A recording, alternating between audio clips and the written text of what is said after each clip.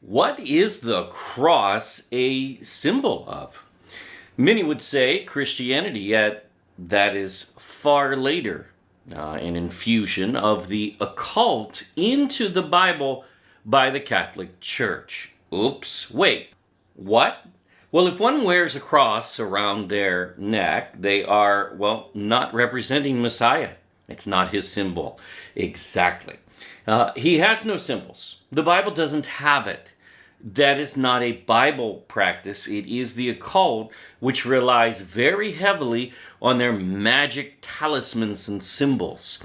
However, when an occult icon, such as the cross, a very ancient one, gets inserted into Christianity, it becomes one of the worst doctrines ever. And today, this is considered wrongly the major symbol of Christianity. Well, time to test this. What does history and archaeology demonstrate? What does the Bible actually say? Well, in Hebrew and in Greek, it is not referring to what has become known as the Roman crucifix, indeed. Let's see and test this. We're going to breeze through this in 10 minutes or less, but cover much. The British Museum has this stele on display from ancient Assyria, dated about 800 BC. Now, that's 800 years, roughly, before Yahusha came in the flesh. And, oops, what is that? That is a cross being used in even more ancient religious practice in Babylon and Assyria, not the Bible. It is the symbol of the sun god, not our Savior.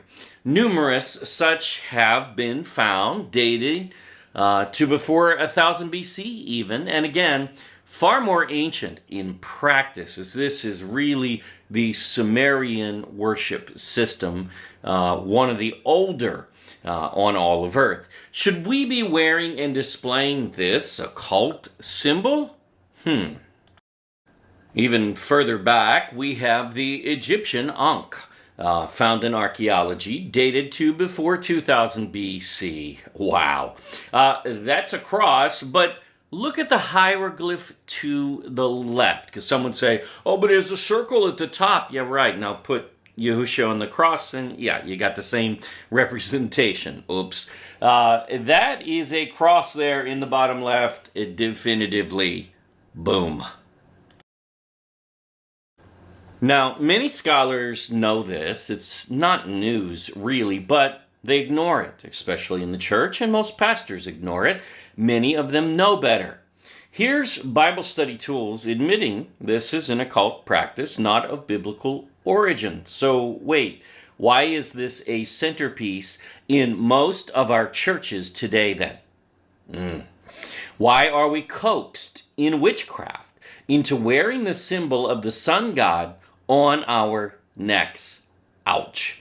They claim the origin of this practice of infusing the sun god symbol into Christianity is Constantine the Not-So-Great, around 312 AD or so. That's centuries after Yahusha, and wasn't he a high priest of Mithraism? You know, Mithra, the sun god from Persia? Indeed, he was. To his dying day, they claim that he had a deathbed confession, and became a Christian, but what difference does that make? That means his entire life he propagated sun god worship, which is exactly what this is that ends up in the Christian church. And he is the one who claimed to have seen the sign of Yahusha in the sky, a cross in the sun, which is what? Oh, wait a minute. That is exactly what this ancient occult symbol represents. Oops. You mean this is a complete lie? Absolutely, indeed. And it is time to stop the Catholic Church and their encroachment on Yahusha's ecclesia, as they have been, watch after the apostles, those who crept in unawares since their beginning. They are the opposite. Others very closely date the first use of this occult symbol as supposedly Christian within 100 years of Constantine, so pretty much same era. And here you go on screen. Does the Bible actually use the word cross referring to the Roman crucifix? Is that what's going on? Actually, no. That is an English insertion into the text, really in fraud, in our modern Bibles, because it's not what the word means. Here's the first and the second use of the word translated as cross, wrongly, in our modern Bibles in English. The word is stake or tree, and the Bible does not hide that fact, but affirms it many times. And that's the problem here. It's there many times. This is Matthew 10 and 16, and oh, wait a minute, that's long before the supposed crucifixion. Yes, he was definitely killed, sacrificed, but not in a crucifixion necessarily. And supposedly we are to believe, though, that Yahushua somehow invoked a crucifixion for people who were in the crowd who would have no clue what he was talking about. No one would even understand it. He clearly was using a word they understood as a stake, an upright stake. Very simple and very clear. From pulpits, we hear this misrepresented as a Roman crucifix often, but this is well before he was killed, even. So you got to be kidding. Can these scholars even read? Is the question far too many times. The Greek word is staros for an upright stake, not a Roman crucifix, which even makes its way into Bible concordances and definitions in fraud. And we find that on several topics. It is never cross. No. Even its root word means upright, stand, as in upright stake, not crucifix. In the Dictionary of Greek and Roman Antiquities from 1890, we see this explained in historic references. These basically use the false word in definition for crux, as in crucifix, which is, well, not what staros means. Yet in Greek, that is the Bible word, and again, it's not crux. It is an upright stake. That's it. A tree, even.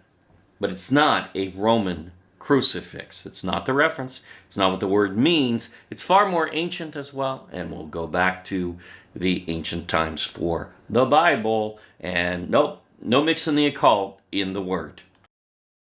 Follow through on these histories noted, and none of them reference a Roman cross. You can pause and read for yourself. Go to the reference yourself and check it out. As pictured in our churches, it's not accurate. It's just an upright stake. This is false, and they are inserting the occult into our churches, and our pastors, they're playing along in ignorance, unfortunately, following the traditions of men and abandoning the Bible. Peter and Luke in Acts are very clear. Yahushua was hung on a tree. 3 times here it's translated as tree, not a Roman crucifix symbol of the sun god. No. His enemy, whom they also try to associate him in birth, the exact opposite time of year. Watch When Was Jesus Born series. Not a coincidence. Paul, also quoting the Old Testament, refers to this same Greek word, saying, "Cursed is every man who hangs on a tree." Now, this is not a Roman crucifix, and what he's quoting comes from an ancient precedence before there was ever a Rome. This Greek word also leads us to tree or stake, not a Roman crucifix, period. In the origin of the words of Galatians we just saw, Paul quotes is Deuteronomy. 21, 22, and 23. In Hebrew, this word tree or upright stake remains, and more than 1,000 years before the Roman Empire even existed, it's not talking about a Roman crucifix. Duh. This is so obvious when one researches it, but look into it further. Prove all things. The modern church has bought leaven from the Catholic Church because it's got the same foundation, and that's a problem. When Constantine, the worshiper of the sun god, who was no Christian until his deathbed, which is impertinent, infused his Persian religion into what they call Christianity, and he made it a state religion even.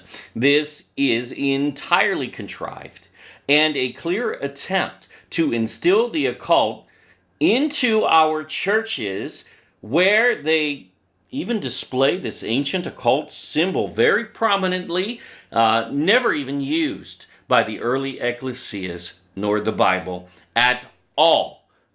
They didn't use symbols. The Bible doesn't need them. Our churches do not test this stuff, but accept the tradition. And essentially, this is Satanism, the opposite of the Bible, and its prominent display in churches is very telling and very sad. For starters, let's all get rid of this symbol, as Bible worship never needs such. Let's get it out of our church if we can, if you go to a church. Most of all, let us all press in and learn his ways in the God culture, as opposed to the culture of the gods, which this demonstrates has basically entered our churches in traditions of men.